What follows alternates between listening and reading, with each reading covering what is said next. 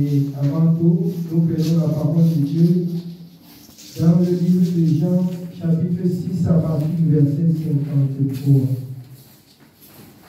Jean, chapitre 6, à partir du verset 53. Jean, chapitre 6, verset 53, il est écrit: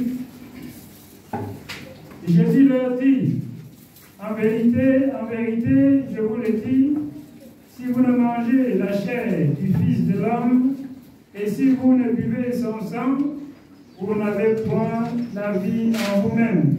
Jésus dit aux disciples, en vérité, le message, c'est que si vous ne mangez la chair du Fils de l'homme, et si vous ne buvez son sang, vous ne pouvez avoir la vie en vous-même. Oui. Celui qui mange ma chair et qui boit mon sang a la vie éternelle, et je le ressusciterai au dernier jour. Celui qui mange sa chair et qui boit son sang a la vie éternelle, et il va ressusciter cette personne au dernier jour. Oui.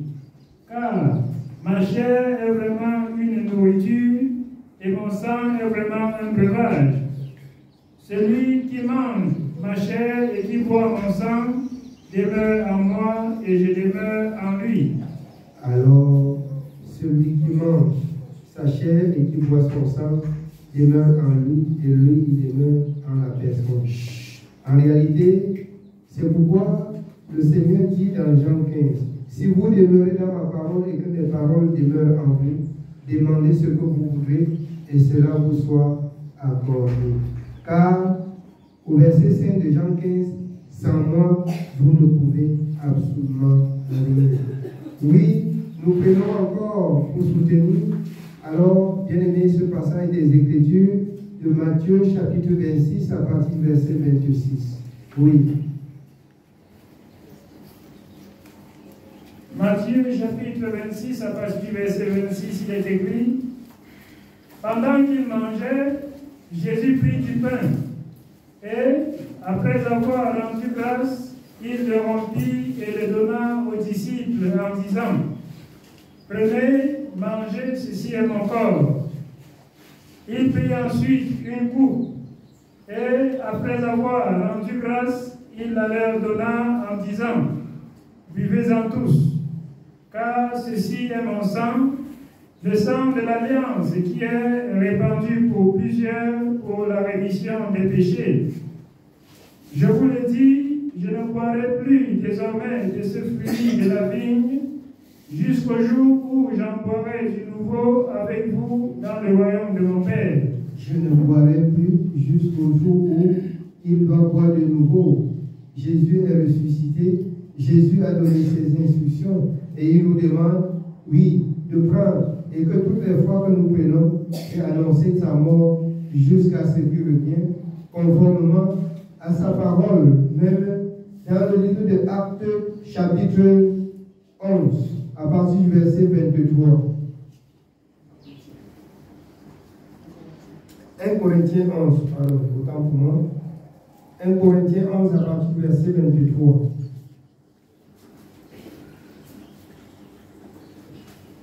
Première épître de Paul aux Corinthiens, chapitre 11, à partir du verset 23. Car j'ai reçu du Seigneur ce que je vous ai enseigné. C'est que le Seigneur Jésus, dans la nuit où il fut livré, prit du pain.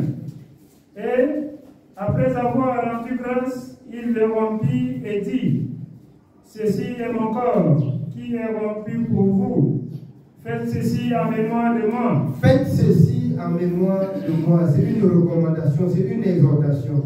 Donc, et c'est uniquement pour ceux qui ont reçu le baptême conforme à la parole dont vous avez appris aujourd'hui. Le baptême au nom de Jésus.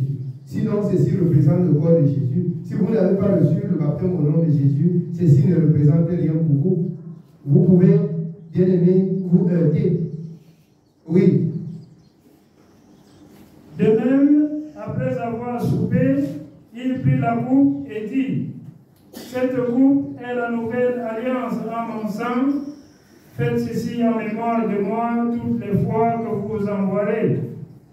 Car toutes les fois que vous mangez ce pain et que vous buvez cette coupe, vous annoncez la mort du Seigneur jusqu'à ce qu'il vienne. Toutes les fois, je veux ici attirer l'attention des enfants de Dieu.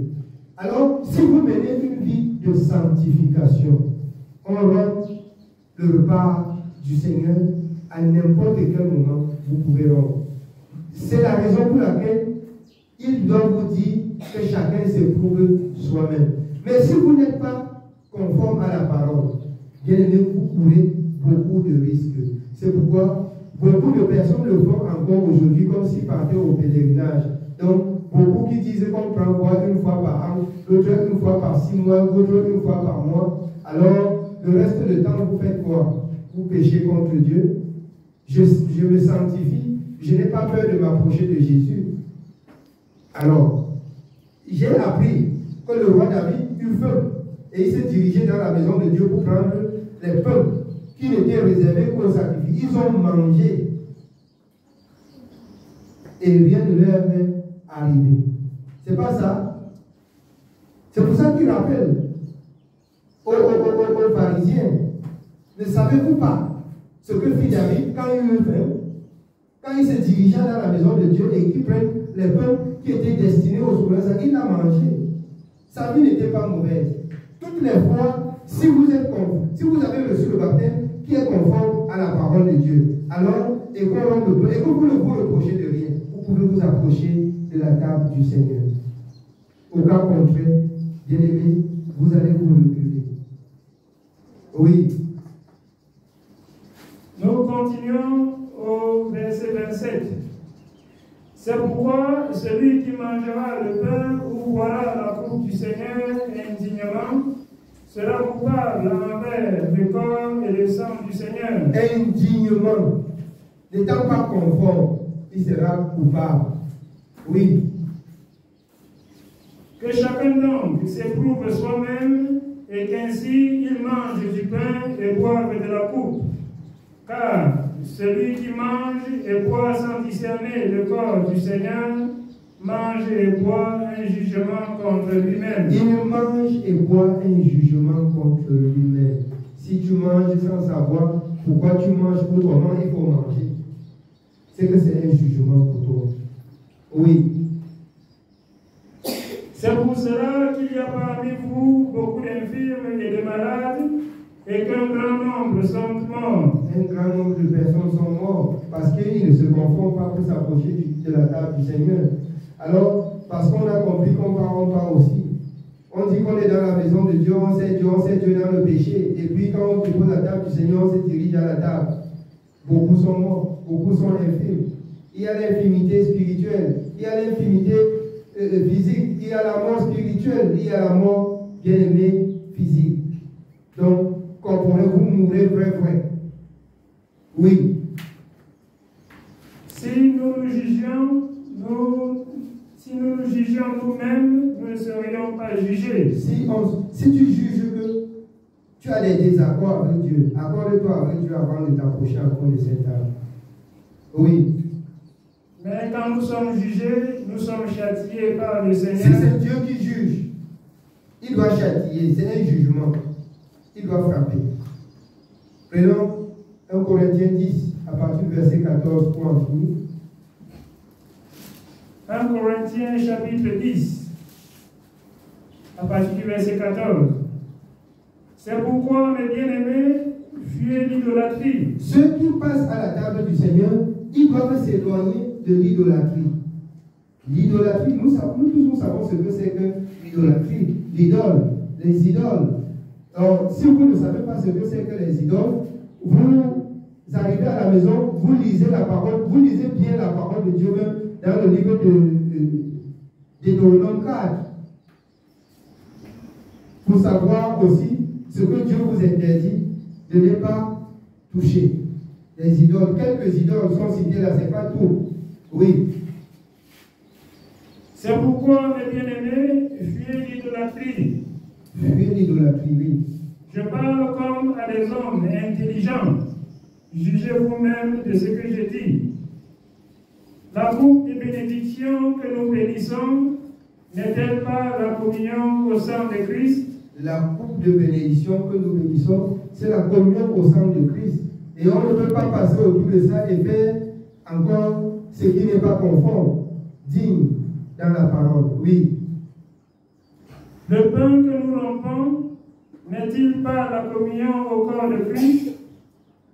Puisqu'il y a un seul pain, nous qui sommes plusieurs, nous formons un seul corps. Alors, même si nous sommes plusieurs, nous formons un seul corps en Jésus parce que le corps de Jésus n'est pas deux. Même si on est ici par milliers, ça doit être un seul pain qui représente le corps de Jésus et une seule coupe. Amen. Oui. Puisqu'il y a un seul pain, nous qui sommes plusieurs, nous formons un seul corps, car nous participons tous à un même pain. Nous participons tous à un même pain. Amen. Que Dieu soit béni. Apportez-nous de l'eau, on doit laver les mains pour prendre le repas du Seigneur.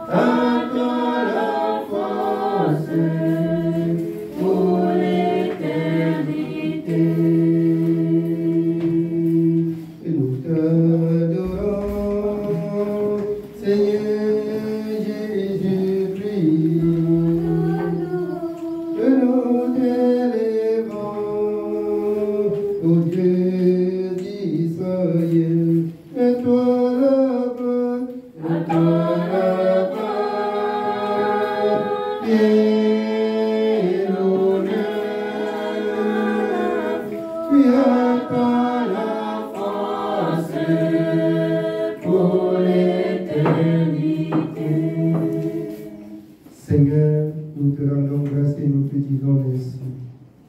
Merci pour ce moment glorieux devant ta présence. Nous prions, éternel Dieu d'Israël, et nous t'en supplions encore ce matin, que dans ton amour, tu nous purifies et que tu nous sanctifies par ta parole.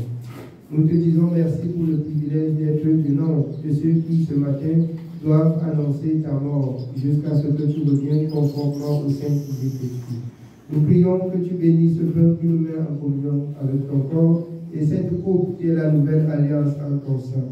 Bénis Seigneur cette âme, qu'elle nous purifie de toute impunité, de toute impureté involontaire de ce monde, au nom de Jésus-Christ. Amen.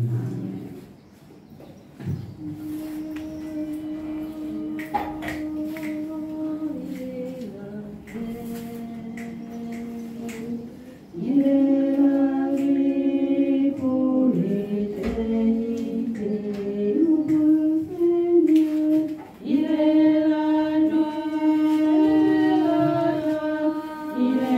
la paix.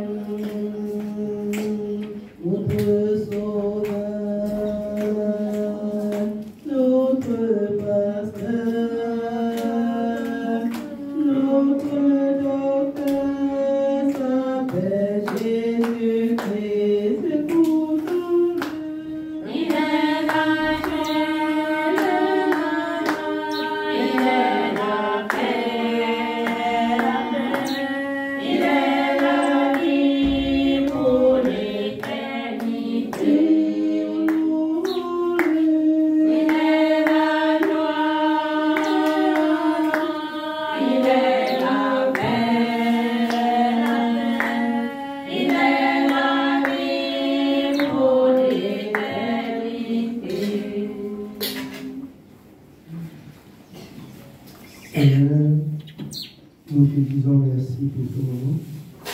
Nous recommandons la suite de temps entre tes services. Je prie que tu gardes ton peuple sur le chemin avec nous, que tu prennes soin, que tu règnes et que tu veilles, et que tu nous donnes de grandir en connaissance pour ta gloire, au nom de Jésus-Christ. Amen. Lisez pour nous la